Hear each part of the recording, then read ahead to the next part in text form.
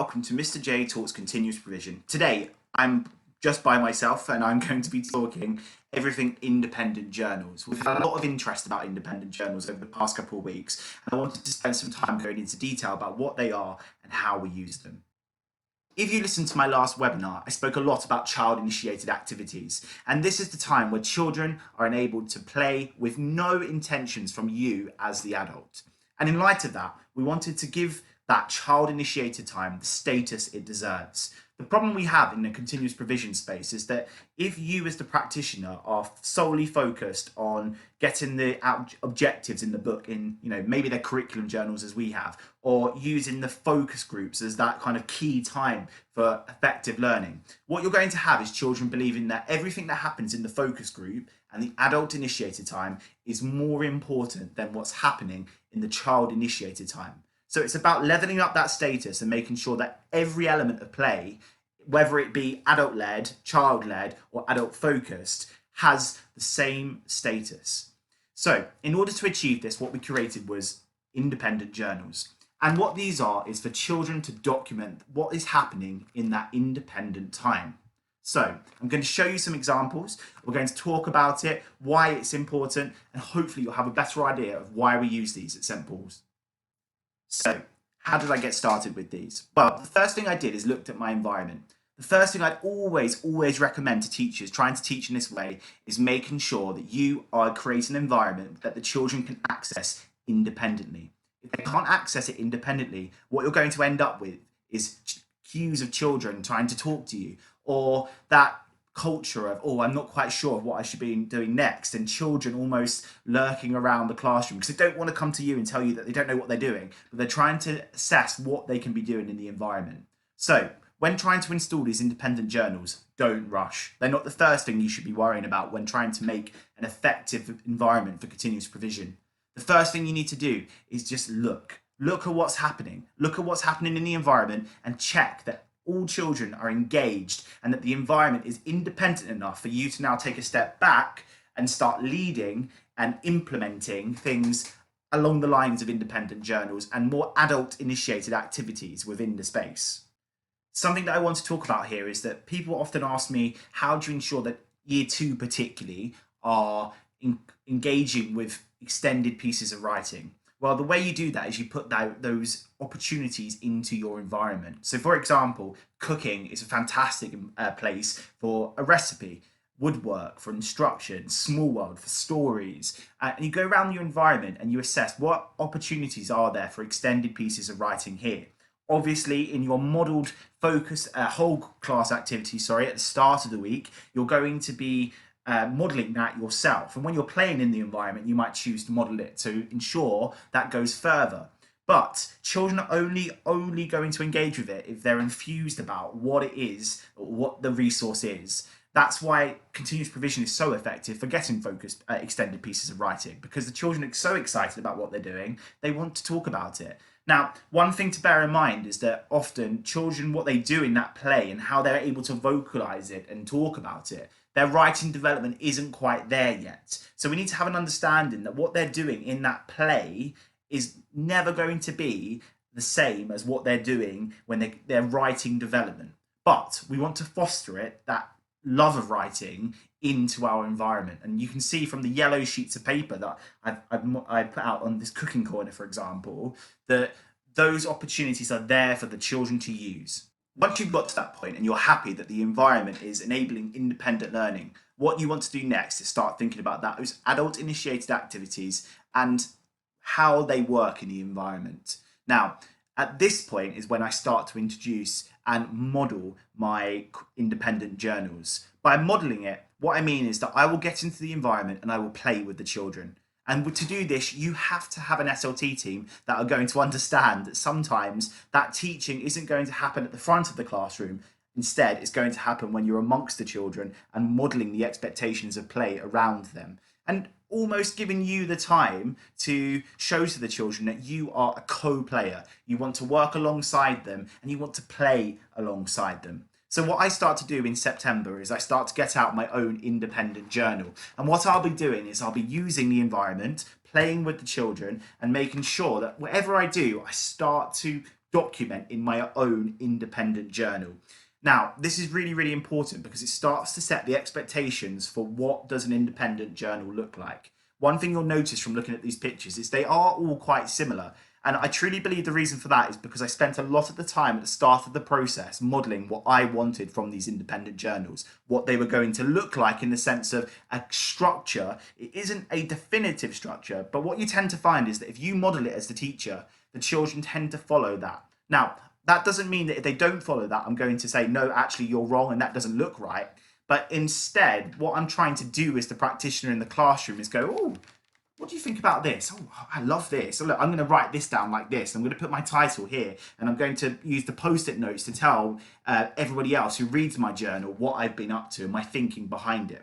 And as you can see from some of the pictures, that really, really has a great impact because the children start thinking, well, I want to be like Mr. Johnson. I want to work like that. And I want to, make him happy because, children naturally want to make their teacher happy.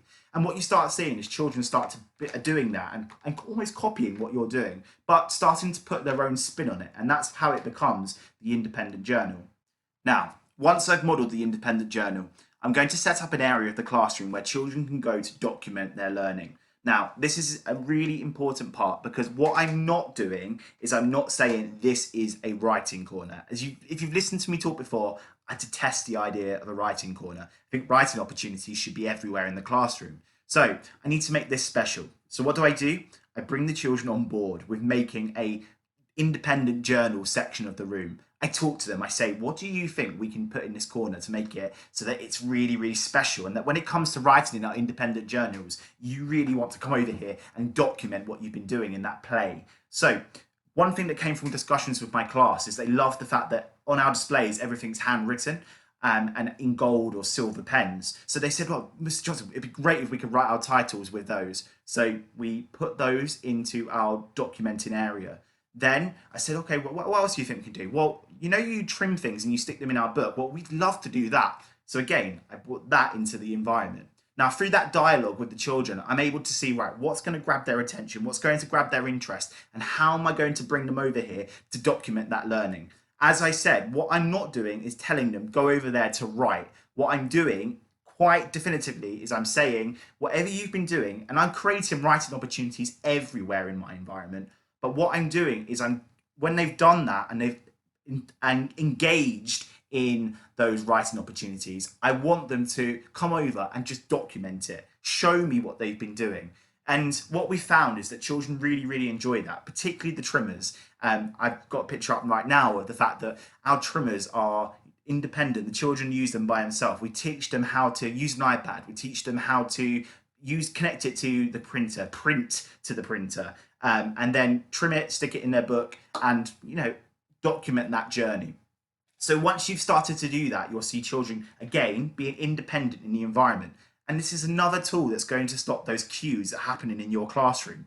And another tool I know people are talking about the volume in a continuous provision classroom. If all your children know the process, know that once they finish their play, or once they're happy that this is a good point to stop for the moment, they can go and document it and then continue on something else, or even go back to that, going further on that what they've been playing with. Now that it's been modelled and I've resourced the area that I want the children to go to when they're using their independent journals, I want to start handing those journals out. One of the questions I got when I was asking about what people wanted to hear was, how do you know when to hand those children the independent journals? Well, the answer to that is that when you see them engaged and thinking about their play. I spoke a lot about plan, do, review. And from those conversations, you start to see the children that are really thinking about, right, I'm doing this and I'm being trusted with this time.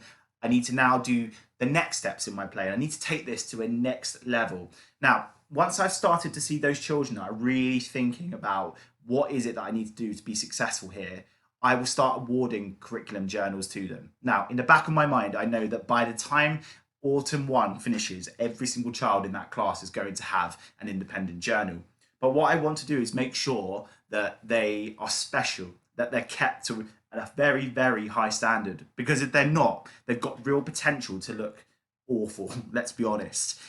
So I want to monitor that. I want to make sure that when I'm handing them out, children are respecting it and really putting that value onto play.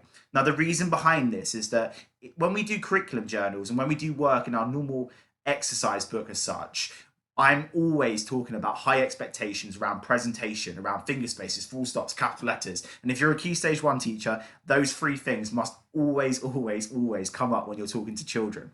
But I want to keep those same expectations from the curriculum journal the same as my expectations in the independent journal. Now, the reason for this is because if we don't have those expectations, standards have the possibility to slip. So some may argue that this isn't totally independent, and I'd be kidding myself if I said it was totally independent. But what I'm trying to do is create a structure where children can document their play, document their independent play, but also have it so that it's a high standard. Somebody asked also, is it used for moderation? Well, the answer to that is that I would only be able to use that for moderation if it was a true reflection of what the children can do. And if that is not the case, if standards had slipped, if my expectations had not been high from the start, then no, I wouldn't use it for moderation. But the fact that the standards are high, that children respond well because they know that the child initiated time, the documentation of that means a lot to you, then you feel like you can use it for moderation evidence. Because, looking at some of these pictures, you'll see there's some really good evidence in there. I went through moderation, internal moderation last year, and what I can come out the other side and tell people is that it really is a dialogue between you and the moderator. I had the chief moderator for Kent come to moderate me, and I was nervous, as everyone is on a moderation. But from what I got from that was that all they want to do is talk to you, and for you to show them and walk them through the year that child has been through, and that whole key stage of what they've been through and where they are now. So expectations are really, really high. I'm not going to let that slip, and I'm going to continue talking to the children about that. I'm not going to mark the book. This book is not marked. The only form of feedback that I will give is through dialogue with the children. I'll talk to them. We'll open the books. We'll talk about what they've been doing. Now, this is where, if you've read Julie Fisher's book about moving on to Key Stage 1, it talks about the difference between interrogating children and working with children. And what we need to make sure as teachers is that we're not interrogating this work that's happening in those books, because we're going to put children off doing it and they're not going to do it. What we want to do is encourage children. We want to obviously build on what children are doing, but it needs to be done in a skilled way. It needs to be those kind of open-ended questions that lead to more work instead of those definitive, right, this is wrong, this is wrong. So that feedback is vital if you're going to be successful in implementing these independent journals. One of the things you may have noticed about these journals is that there's a lot of post-it notes on the pages. There's a reason behind this.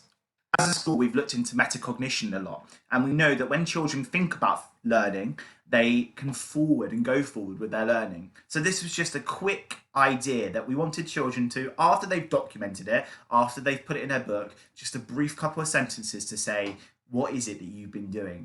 And the reason for this is because we know that if children can look back on that in weeks to come, in months to come, then we know that they can think, right, I've already done this, and this is where I left off with my play last time.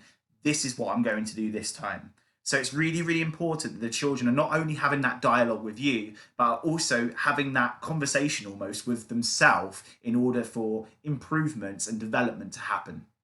Wonderful. So that's how I would go about installing the independent journals. Now, I am delighted to say that in a moment you're going to see some of the children's responses to using those independent journals.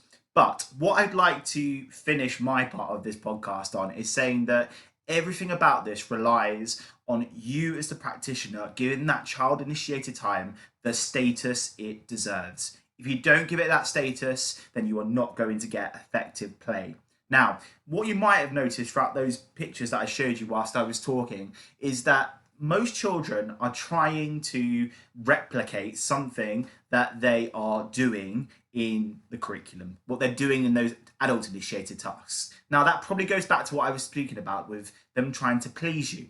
But what I'd also pin that to is the fact that if we want to understand what effective play is and why we do it, it's because we want children to make sense of the world around them. And if you give children the time and the ability to do that, that's what they do. So you would have noticed some of those division things. Now, I'm not silly to think every child has enjoyment in that, But what it does show is that if you give children the space, if you balance that adult initiated and those focus groups with effective child initiated time, what you're going to start to get is children wanting to document them rehearsing those adult initiated tasks in their own time. And that's that consolidation time that every teacher wants. Every teacher wants children to have the opportunity to practice the things you've taught them. And this is no better example.